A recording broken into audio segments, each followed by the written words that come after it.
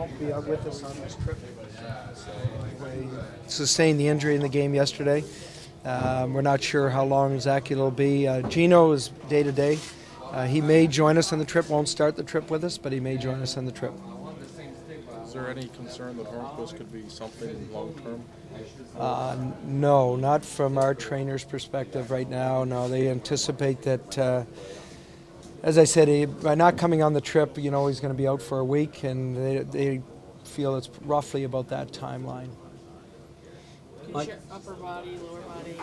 Yeah, it's just an injury. Mike, a couple of your players today have acknowledged that maybe people around the league, particularly officials, think that the Penguins whine or complain too much about calls. Do you agree with that? Do you think that's an issue? Have you addressed that? We certainly talk about how we deal with the officials as a team. We have talked about that. It's the same as probably I know when I've been with teams before, you always address it as it comes up, but it's a general thing that you talk about at the beginning of the year. The officials in this league, as you know, that they do so many games with teams, and how you handle the officials as a coach, how you handle them as a leadership group. The other players shouldn't be dealing with the officials at all. So it's mainly the leadership group and the coaches. How you deal with the officials, it has an impact as you move forward for sure, because the referees talk to each other, and you don't want to have the reputation of being a team that complains, that whines, that does those types of things. I don't believe that we have, but I've seen some signs during the course of the year that I don't like, and we have to address them as they come up. And certainly yesterday was just out of character, and it was uncalled for from some of our players, especially when I look at Letang and Chris Kunitz, who don't usually do those types of things. It was just really out of character for them to do that. Mike, is that something you dwell on or really try to hit home, or do you want to move on quickly from what happened? Well, you've definitely, as in any game, you want to address the key things that you can take forward that's going to improve your team. And as we head down the stretch here, going into playoffs, referees that we see here are obviously going to ref the playoff games. You want to make sure that you're dealing with them in the right way, and there's a way to deal with them and there's a way not to deal with them, and yesterday was the wrong way for sure. Mike, can you speak of Steve Downey? He is a guy who's been effective at times this season and also has gone over the line a few too many times probably in terms of penalties.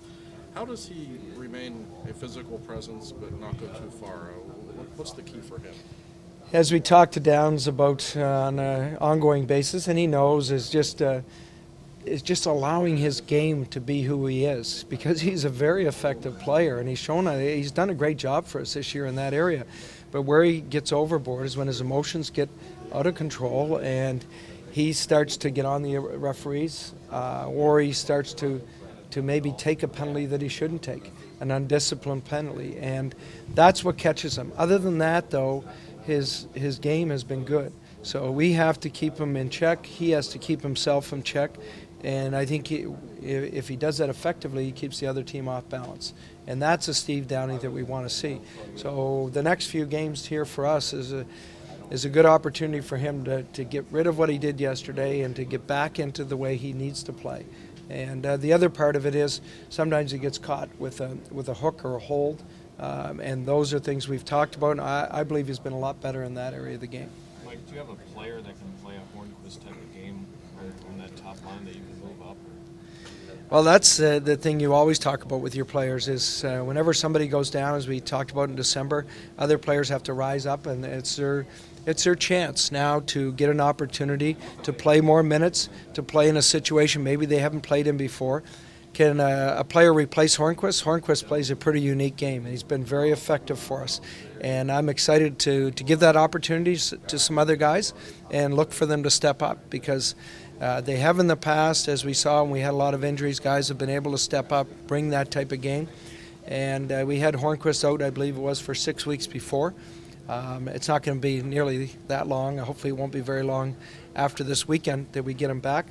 But right now it's a chance for other guys to jump in with Gino gone and with Hornquist gone to some really key minutes and good opportunities, whether it's a power play or playing on a top line.